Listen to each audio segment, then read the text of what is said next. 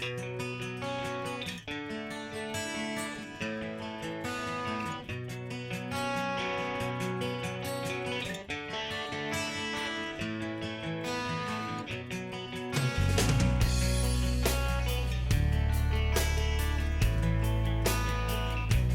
Hello fella, how you doing? How are you doing?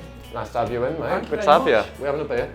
Yes, please. Well, What's on offer? Well, we'll start off with the in-house bitter, my friend.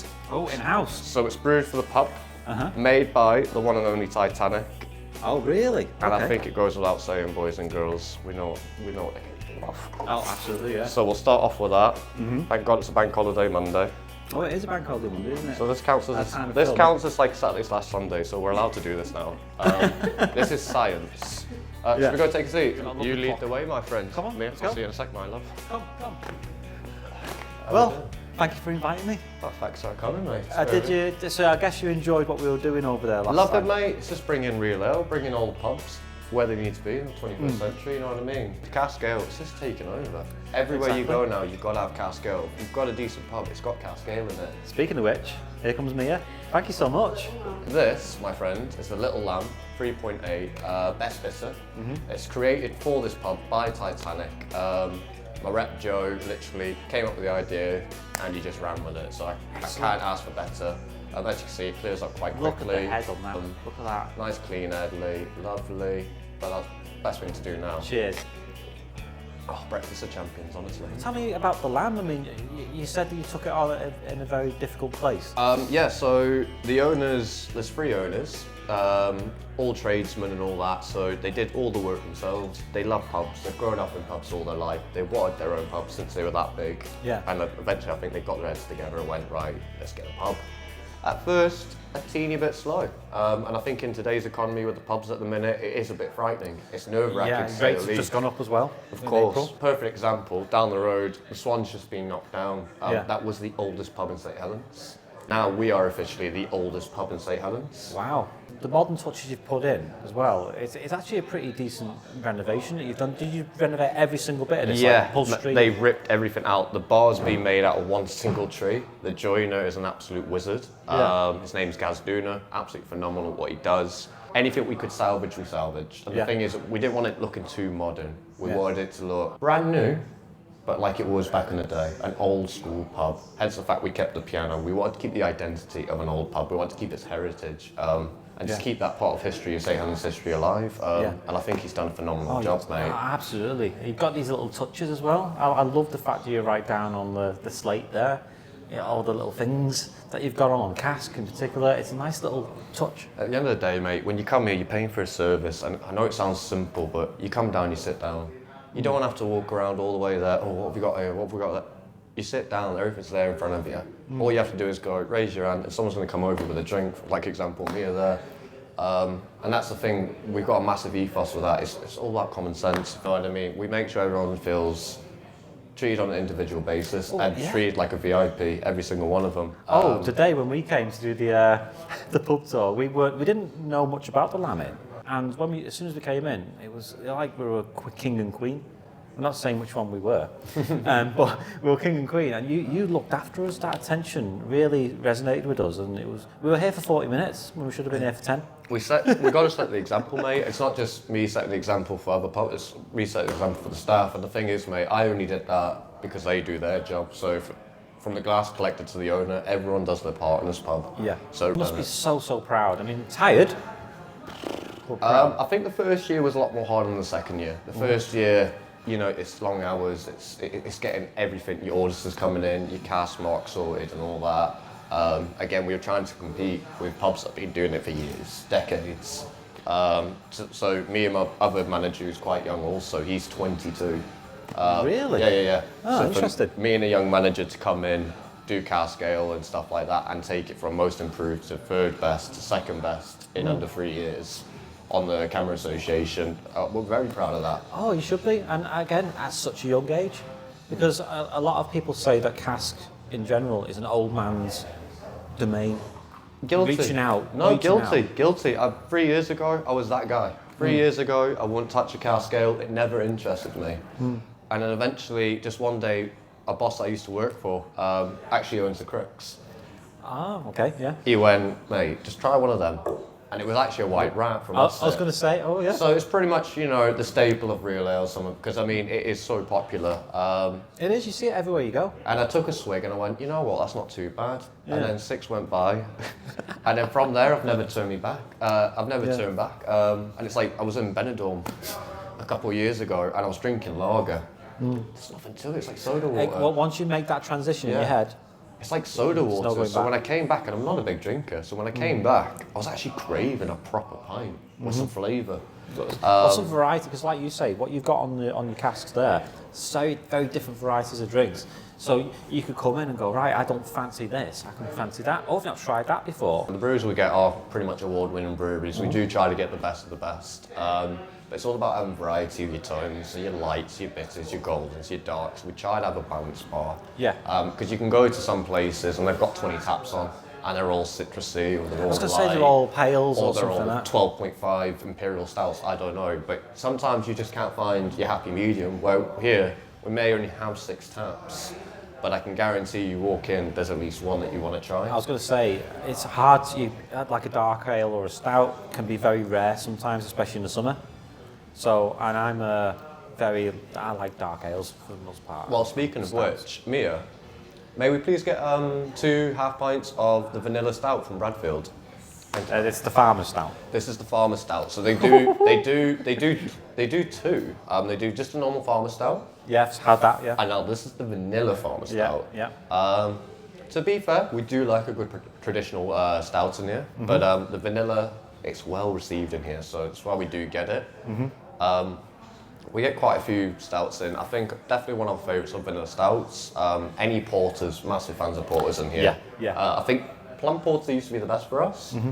Now cherry porter's being released. Oh, it's just taken over everywhere. I can imagine why. And it's absolutely stunning. Yeah. Little lamb, that's been well received. I'm really enjoying this. Well, people were craving a bitter, and the thing is, there's nothing more frustrating. You walk in, saying there's no bitter on today. It's nothing more frustrating that you've come all the way to a pub and you haven't got the beer that you want. So I've just wanted a permanent line. The castle that I mentioned before, they've just reopened like with this nice similar style to this, and they've just got the castle bitter, a brand new bitter in just for the castle, which my mate brewed. It's really nice. Look at this. Thank you so much. Thank you. I mean, look at this. So yeah, so this is the Bradfield Vanilla Stout. I believe it's a 4.5 if I'm not mistaken. So it's got a bit. Which is quite reasonable. It is for a stout, I think it is. Yeah. Because at the end of the day, you don't want to swallow stouts. We're not splitting G's on cask ale, are we? You know, No, we're not. That's what everyone's doing Which these I days. can't do. Well, no, I've actually wizarded it, but it does you no favours. I feel like you want to taste it, you want to enjoy the pint. Yeah, and yeah. I think with cask ale, that's what you're there to do. You're not there to go on a session and throw them back. You're thinking about every little bit of flavour palette in there, and it's a lifelong sort of experiment to see what you can pick out. Well, that's the thing, what I like about cask ale. It's like, look, I've got 2 permanent lines. So I've got a permanent line of 4% white rat, because it is a staple around here. And then I've got a permanent line of bitter, just for the older clientele, so they always have a beer to look forward to and it is always there. So they're never let down by it. With the stouts, on the other hand, I do like to go quite from one extreme to the other. So if it's vanilla today, it'll be cherry the next day, or whatever the case may be. I never thought of it like that you could do that sort of mindset of flipping. Well, I think our biggest selling point here is we sell beers that aren't so strong on ABV. Now, a lot of people are starting to go, oh, it's like to get away from the tax, you're not paying so much. To an extent, yeah, but at the end of the day, when you're coming out for the football, the rugby, or to see friends, again, ale's there to be sort of tasted, to be enjoyed. You're not there throwing them back. So again, when you come in, instead of going for the same one every time, it's that journey of going, oh, I like this one, I like that one. Oh, this is something I've not seen before. And then again, it's having that bit of a journey with it. But again, it takes them ages to get over that element of it's not just about the neck in it.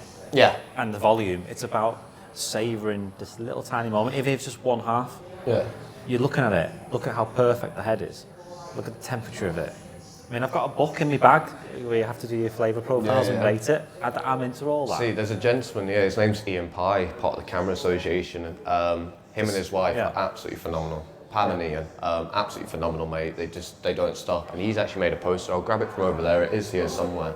And then basically, it's got a barcode on it, and all you have to do is scan the barcode. It takes you straight to the voting page. The the testing page to sort of go, Is right. this what pub? Yeah. Scoring? So so you can do all your scores there. Yeah. And again, he didn't have to do that. This is purely volunteer. To be and honest, that's how much work it's goes true. into the real ale throughout the town, not just here at the pub. Yeah. Every other pub, the camera association, all the volunteers, the amount of work that goes through it. And like I said, from the glass collector to the delivery driver, it's essential that we all put in our Well, shift. just coordination between, and I think that's what makes your camera area very, very distinct and very, very powerful. Because my camera area isn't that proactive. They seem to lose track. And to be fair, it's because the town is more lager based and it's finding a pub that goes above and beyond for cask is difficult. Well, I believe the term being used now for St Helens is the mecca of real ale, and that's a massive compliment, huge compliment. And again, that's not because of this place, that's not because of one individual place, that's a collective of people. Exactly, and you're all working together. And the thing is, town centres slowing down a bit. Some of them really are just absolutely dying on this bum. And yet now we've got to find a new way to bring people back into town. So when you can offer them every sort of beverage you can think of, and not just any beverage, the best of its field, it brings people in, gives people to come out, it gives people reasons to come out. And I think build it and they will come. Exactly. And I think the biggest selling point in here is safety. Massive safety. We're a town centre pub. We're the only pub in town centre to not have bouncers. Oh, interesting. I hadn't even thought of that. We are literally the only pub not to have bouncers. And again, I think that's the biggest safety point. You can come in here, again, good beer.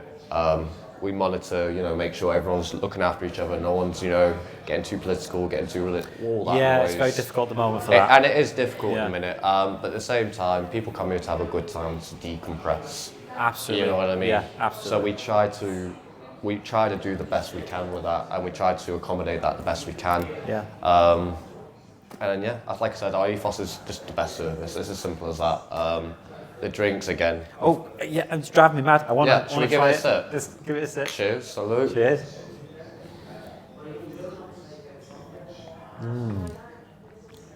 How was that? Oh.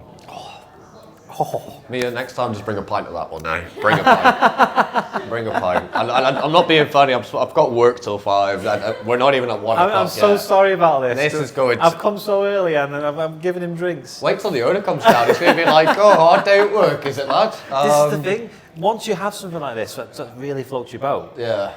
You start throwing them back then a bit. Well, it's not throwing them back. It's just you want to try more good flavour. See, I'm a stout drinker, me, personally. This is the same. So like I said, with the bitter, with the light, I'd sip on that, but with one of them, honestly, I could put that on an IV drip, honestly. It's delicious. Honestly, I could swallow it like an antidote to a poison, you know what I mean? And I'm trying. I'm on camera. 3 cameras in front of me here. I've got CCTV. I really shouldn't be doing this, so you know what I mean. I'm going to try. There's proof, isn't this is bullet time, like the Matrix, isn't it? I'm trying to keep it. I'm trying to keep it low key. I'm trying to keep it civilized. Well, you are working. You are promoting, aren't you? Mate, honestly, I'm an inspiration. I know. I mean, it's a tough job. I mean, it's science, my friend. I don't know. Well, I have to travel. I have to travel to different pubs, and it's a chore. Is this the part where we break into It's a Hard Knock Life and start singing and dancing, or? I think so, yeah. If we can get away with it. I think so, yeah. I mean, I'm wearing a flat cap. Part 2, musical, lovely. See you for the next video.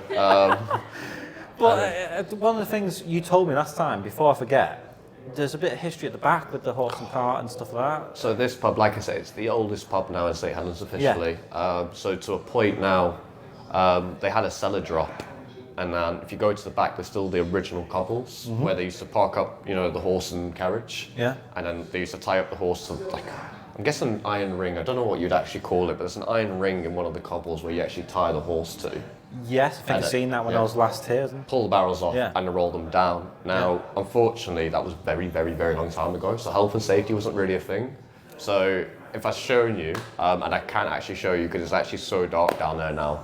It's just one long ramp, and like I said earlier, the barrels were gigantic back in the day. So this shows how tough the old boys were, because these things were coming at them at probably 40 miles per hour, and they're just grabbing them and throwing them down the cellar. I do some deliveries sometimes with Spitting Feathers, and then when you go, drop, it's scary. It is. You don't know where it's going to end. I think, to be fair, I'm pretty new to it myself, not too new, but I've been doing it for a few years now, and even to this day, well, health and safety, you can make some rookie mistakes, you know. Like I've seen a lot of my kids, when a barrel gets dropped, they'll try and put their foot out to stop it, like a football. Yeah. But they're not realising it's a very heavy steel barrel. No stopping that. Yeah. It's going to go through you. So again, mate, I think safety's paramount for when we do our job downstairs. Yeah. It's all about communication. Even the driver, we don't work together, me and the delivery drivers, you know. We're just, they're working for one place, I'm working for another. But straight away, as he's dropping it, all right, drop in, all right, clear. And it's just that communication. And the thing is, it's so important. Yeah. It sounds silly, but everything we do, from dropping the barrel into the cellar, to tapping and venting, to drinking, and pouring, we just do it to the highest of ability. Good, and it shows, because everything's, I mean, a scene, we were privileged to see you set up and get everything cleaned and ready. The attention to detail in just that alone. Normally, if I'm honest, that normally takes till about 3 o'clock. Yeah. But again, because you guys were filming, Oh, blame us. I wanted to make sure you just seen what it looks like on a Monday, because every Monday, without fail, it's a deep clean from back to front. Tuesday, that's a cellar deep clean. Wednesday, line clean, so that's when the lines get done. And this is why these are so good as well. We try, mate. Every time we change a beer, I don't care say if this has only been on a day and I cleaned it. At the end of the day, you're getting all the flavours, aren't you, from the old beer? So, mate, whether it's been on a day, whether it's been on a week, which is very rare, we clean the line every beer. Every time a beer's changed, we clean the line. Without fail. And people do get complacent and lazy sometimes in other places. I couldn't tell you, again, personally, I've never got myself in that position. Well, exactly, because you've set that principle, the standards. I don't think you could do it any other way. And I think with real ale, if you do cut just that slight corner, you're going to see it in the beer. It's either going to come out hazy or it could wreck a whole barrel. Exactly, so even if there's nothing wrong there, just that little subtlety in taste that puts it off. Because I've been to, the brewery that I help at, they're beautiful ales, but if it's served wrong, in like Wetherspoons in particular, which they serve at, it can be very detrimental to someone's experience. Well, to be fair, I can't say massive fan of Wetherspoons, but I must give them credit where credit's due. Jai Paul Thornbridge, £2.40 a pint. Well, and if you're a camera member, you get 50p off a pint. Absolutely mental. So you know what? I gotta give credit where credit's due. There's a lot of old boys out there, old ladies, old boys, that do drink cask ale, and I started to struggle, especially with the fuel payment taken off them and all that. I'm not gonna go too heavy into that, but everyone's struggling, every walk of life. So the fact that there's other places that do offer cheaper ales and all that, well, yeah, we've got to support them too. They have all these cask lines on, and like you say, in Runcorn, it's £1.70 a pint. Well, the thing is, I said, we got to look at all demographics. We can't just worry about one. We've got to make sure everyone's welcome to have a pint. Everyone feels, welcome to have a pint. So whether that is, if you can only afford £1, £2, £3, £4, there's a place for someone. Absolutely. And that's the most important thing, my friend. What are your prices for cask in general? Right, so we've recently just put the price up last Friday, unfortunately, due to everything going up. But now, at the minute, for 12 till 5, Monday to Friday, we have an OAP special, so it's $3.40 for all cask ale across the range. It was $3.20, but now everything's gone up $20. For a camera member, it's $3.70 all week round, and then for a non-camera member, $3.80. But whichever way you look at it, the best quality breweries, top quality ale. We have a 5-star cask mark rating, so you can imagine it really is top of the pops. Yes. It's actually not that crazy of a price. I go to the Lake Districts. I can go to Lytham up the road, and they're charging £7.40 for a Cheshire Cat. Some of the pubs in Runcorn are £5. You see what I mean? So you can understand. I think it's all based off, what they've spent, what they're putting on a lease. The owner owns this place. We're going nowhere. This is here to stay for minimum 30 years, minimum. Good. So like I said, we're going to do it properly when we're here. Good. And again, money will come naturally. Again, we just want to have a nice place. And also, it's not about just us, it's about putting St Helens on the map. What's good for us is good for them, what's good for them is good for us. And I mean, I do try to look at that. People will be like, who are your rivals in the area when it comes to pub? And look, I don't mind rivalry, it's healthy. It's a good bit of competition. But it always instills negativity in the comment, Possibly, but to be fair, mate, I don't see it that way. I generally, like, if someone comes to me at the bar now and goes, and I'll mention now, oh, Mitch, where can I get a bit of grub and a nice pint? If they're drinking cask. Oh, mate, I recommend Turk's Head, which is just up the road here, about 5-minute walk, 2-minute drive. Well, Mitch, where can I get another cask ale but a great beer garden? Mate, you've got to go down the cricks. You've got to go down the cricks. And like I said, mate, you don't always want to drink in your own pub, do you? That's true. So, like I said, if I had to go anywhere, It depends on the vibe as well, because the Turks is very different vibe-wise to. yeah, everyone's. Brits. I think, yeah, it has definitely. And then you've got the Crowley next door, which is also. Well, Turks doesn't really do. They're not really heavy into sport. They do show it, but they're not really heavy into it. And I think customers appreciate that. So I think that's why they go. Where cricketers in here, we're obsessed with sport. We absolutely love it. Yeah. So like I think with Cricks, they're a Liverpool pub. I'm a United fan. But I tell you what, you will not get a better atmosphere. It's a great night out. And you know what, again, it's the same sort of ethos here. You know what I mean? We got the right people in. There's not much grief. If there's any trouble, it's not about we throw them out. I think everyone collectively just goes, none of that in here, mate. It's the vibe you set, it's the principles you set. Yeah, so I think, again, this is why you got to thank your customers. It's not just the staff, mate. The customers do pitch in somehow. And I mean, without the customers buying the beer, mate, this is not possible. So again, you've got to give thanks to the customers too. Of course. When it comes to youth and getting them interested in cask then, what's your biggest example of how you've achieved it? I thought we were sort of niche, you know, like between me, you and some others. I do know some lads my age that drink cask, and I do mean a handful. But for example, I was in a bar in Wigan the other day called Real Crafty. The amount of people, boy and girl, my age, there was more women in there my age than there were men drinking cask ale. And I was shocked. It's like, where are these people? Was there a theme in what they were choosing? No, everyone was just a bonnet. I think the beer of the night that night was Wiley Fox Dublin Up, one of my favourite stouts. And I mean, we were all on that. And there's a lot of craft beers there, etc. But I was absolutely shocked. Good. Sounds really good then. But then, I think it's important for them are they aware of the Cameron Association? Is it being put out to them? Because no one's going to say no to discounted beer. No, but then people always go, because I promote the Runcorn branch, and the one thing is like 30 quid or whatever it is for a year. It's good for me. I think it's great. You get all these vouchers. I mean, bang for a buck, you get straight away, I think it was like £20 in vouchers. Yeah. And then not only that, I mean... You also get a membership, because obviously it's mainly Wetherspoons that do the vouchers. And then the membership card gets you 10, 20p pint off. I mean, look, you think, oh, it's not much. In my eyes, every little helps. Basically, we're actually looking at building a kitchen this year. So we will be doing food. Excellent. So I think maybe when we start doing food and there's a bit more you can buy other than beer, a lot more, you know, I think then we might offer that. Yeah. But in the meantime, all we do is offer beer at the minute. If we bring any food in, it's from a cafe. Like, you know, platters of sandwiches for the quiz night, for the jam night, for the Domino's night, whatever. We got so many different nights, it's crazy. And I was going to say, because you said before about events in particular. Well, to be fair, it's mad to think, like I said, we're extremely blessed, we're extremely lucky, we're extremely fortunate. A lot of pubs, like I said, they're sort of falling apart a bit due to... whatever reason, whoever owns them. Plethora of reasons, absolute plethora of reasons. But we're very, very fortunate that we're quite busy most days. Monday night, we're quite busy because of Domino's now.